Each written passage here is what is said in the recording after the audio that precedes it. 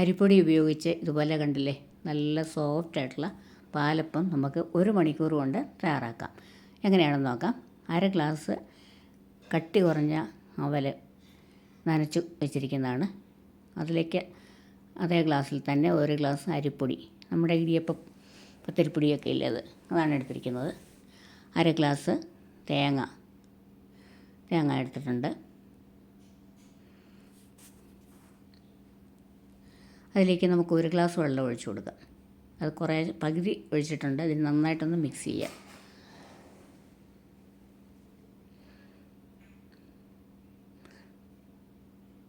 കുറേശ്ശെ ആയിട്ട് ഒഴിച്ചു കൊടുത്ത് നമുക്ക് അരയ്ക്കുന്ന പാകത്തിൽ ഇത് നമുക്കൊന്ന് മിക്സ് ചെയ്തെടുക്കാം.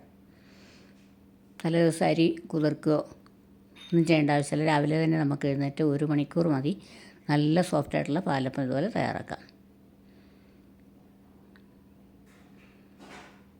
നന്നായിട്ട് മിക്സ് ചെയ്തിട്ടുണ്ട്. ഞാനിതൊന്ന് അരച്ചെടുത്തിട്ട് വരാം. തിന്നവലാണെങ്കിൽ നമുക്ക് ഉടൻ തന്നെ പെട്ടെന്ന് ഒരു 5 മിനിറ്റ് മതി വെള്ളത്തിലൊന്ന് കുതിർന്ന് കിട്ടാനായിട്ട്. അല്ലെങ്കിൽ കുറച്ചുകൂടെ സമയം വെച്ച് കുതിർത്ത് വെക്കണം ആദ്യം.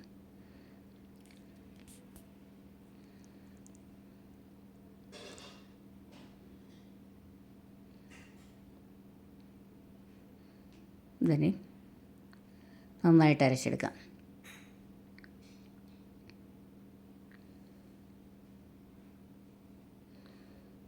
ഞാനിത് നന്നായിട്ട് അരച്ചെടുത്തിട്ടുണ്ട്. പാത്രത്തിലേക്ക് മാറ്റി വെച്ചിട്ടുണ്ട്. ജാറിൽ കുറച്ച് വെള്ളം കൂടെ, ടോട്ടൽ എനിക്ക് 1 ഗ്ലാസ് വെള്ളം മാത്രമേ ആവശ്യമായിട്ട് വന്നിട്ടുള്ളായിരുന്നു.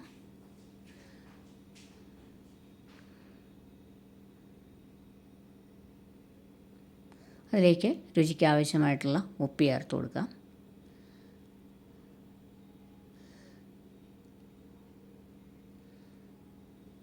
പിന്നെ 1/4 ടീസ്പൂണോളം ഇൻസ്റ്റൻറ്റ് ഈസ്റ്റ് ചേർത്ത് കൊടുക്കുക. പിന്നെ അതിന് ഒരു ടേസ്റ്റ് കിട്ടാനായിട്ട് ഷുഗർ 1 സ്പൂണ്.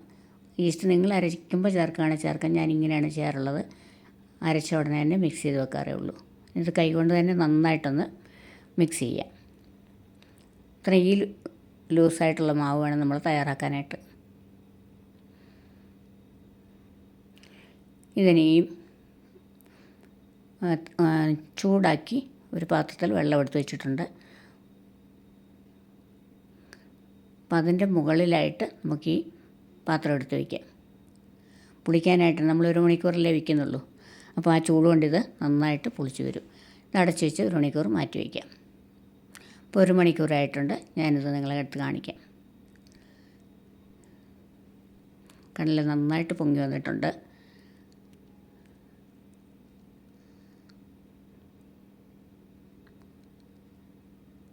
ഇതിന് നന്നായിട്ട് ഒന്ന് ഇളക്കി നോക്കാം.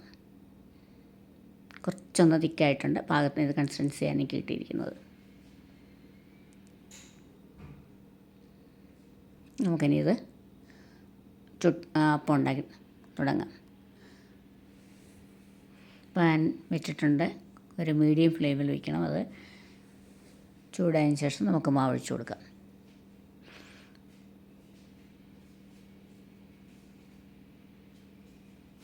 നോൺ സ്റ്റിക്ക് ആയതുകൊണ്ട് എണ്ണ തൂക്കേണ്ട ആവശ്യമില്ല.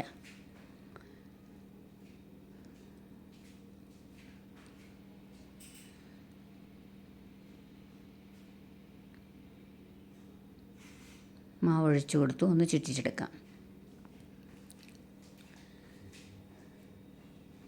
അപ്പം മീഡിയം ഫ്ലെയിമിൽ വെച്ച് നന്നായി ചൂടായിട്ടുണ്ട്. ഹൈ ഫ്ലെയിമിൽ വെക്കരുത്. അപ്പം നമുക്കിത് ചുട്ടെടുക്കാൻ പ്രയാസമായിട്ട് വരും. അത് കറക്റ്റായിട്ടുള്ള ഷേപ്പിൽ കിട്ടുകയില്ല.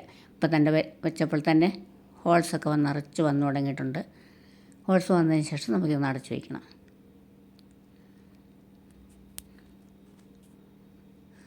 അങ്ങനെ അപ്പം തയ്യാറായിട്ടുണ്ട്. കണ്ടില്ലേ, നല്ല കണ്ണ് വീണ് നല്ല മയമായിട്ടുള്ള അപ്പമാണ്.